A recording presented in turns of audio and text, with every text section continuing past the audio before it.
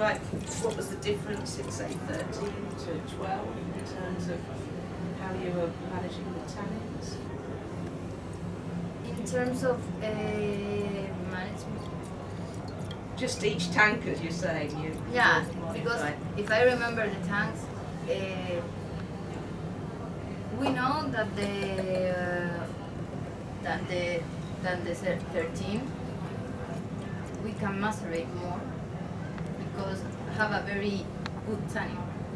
So we know that we can have more maceration and we can extract more. So you're saying even when you picked on 13, even though it's cooler, of course, it's never cool as in Germany cool or as in Loire cool. So you were, in terms of the cooler vintage, the tannins themselves were not as big. Yeah. Okay, No, the tannins are very soft, so we can macerate more. But for example, in a skin to get yeah. more flavor. Like you're not talking about a whole bunch No. You wouldn't do whole. I don't think anybody would ever do With whole the bunch Cabernet, with no. Cabernet Sauvignon. That would be no. that would be madness. But for because, example, for a harvest like the 2012, you have to be very careful with the tannin because you feel more. You feel the hardness of the tannins of the Cabernet.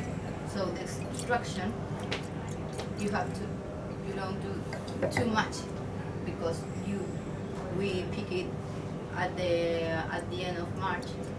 So maybe it's like a very like this year, the 2017. It's if you extract too much, you can extract also the greenness, and so you have to be very careful about that. And in terms of a cold vintage, you can macerate more because you have the fruitness. You can extract more than in a warmer vintage. But I think in terms of longevity of these, and obviously we'd have to wait and see, but you know, for my money, things like the 12 and the 14 would have a longer life to them than the 13. The 13 still got a long life, but because the tannins are so much more elegant on there. I mean, they're almost more like Pinot tannins in 13 than Cabernet tannins, Yeah. and so that would suggest that perhaps You suggest to keep the 13 more? No, the 12 more, I think. For me, the 12 or the 14 more. But all of them can do. But for me, the 12, I think Depends if you like the wines, the fruit profile. yeah, but I think the fruit profiles in the 12 goes earlier than Yes, for because example, you're saying because the fruit is riper, then Yeah. the fruit itself will disappear more, and maybe you're left with more tannins. Yeah, I think the 14 have a very good Yeah. aging potential because you have the minerality that you find in the 13, and also you have the fruit. So the evolution of these wines, I think you can keep it more than 2012, for example. But do you agree that they're very food-friendly wines, aren't they? I mean, you know, Yeah. if you think of that cuisine, whether you're, you know, a Western restaurant or whether you're talking about local food, but certainly these wines you wouldn't always think of being able to match sort of Cabernet all the way through a meal. You wouldn't in a lot of instances with spicy food or even with desserts that I know Bruno's tried with, but certainly with these wines, the subtlety on there. Yes, what was the dessert you matched it with? Oh, we did the dessert with, for sure, fruit, red fruit. I mean, Yeah. it was with the raspberry, but we used licorice also, Yeah. flavor, and that was very interesting actually because every country we've done, the appreciation was different Okay. based on the countries, and it's something very interesting because we had some very interesting vintage like 88. I mean, 88 was the first vintage of Domaine Shaw, the real. The second, But it's the third 87, cold but that vintage. was the very real. No, you agree with me or not? Yeah. Yeah.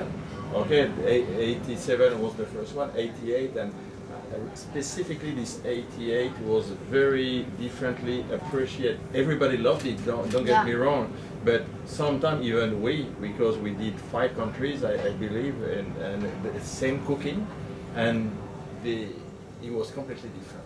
Yeah. I mean, don't know why, but completely different. Same cooking, same wine, and the same everything, but the pairing was completely different.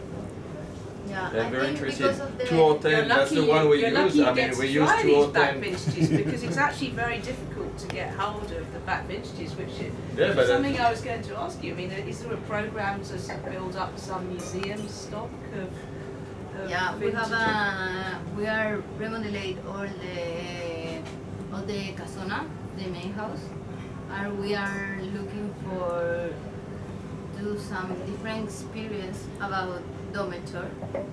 So today we are going to have a library with all vintages of dormitory stock in a huge library, and you can see all the vintages, the different packaging, the different labels, the whole history of the dormitory in one place. Because at the moment, back vintages are only available on the secondary market, and it's not like you've got big stocks of any of the back vintages for purchase. So I think perhaps, as you said, going forward, you'll start developing that museum stock.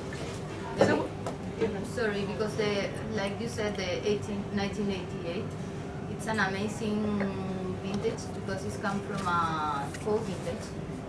So you continue keep it, and when you open, the tannin are very soft, the aroma are very complex. You feel the complexity of the wine. If you compare, for example, with the 1987, the 1987 was a warm vintage.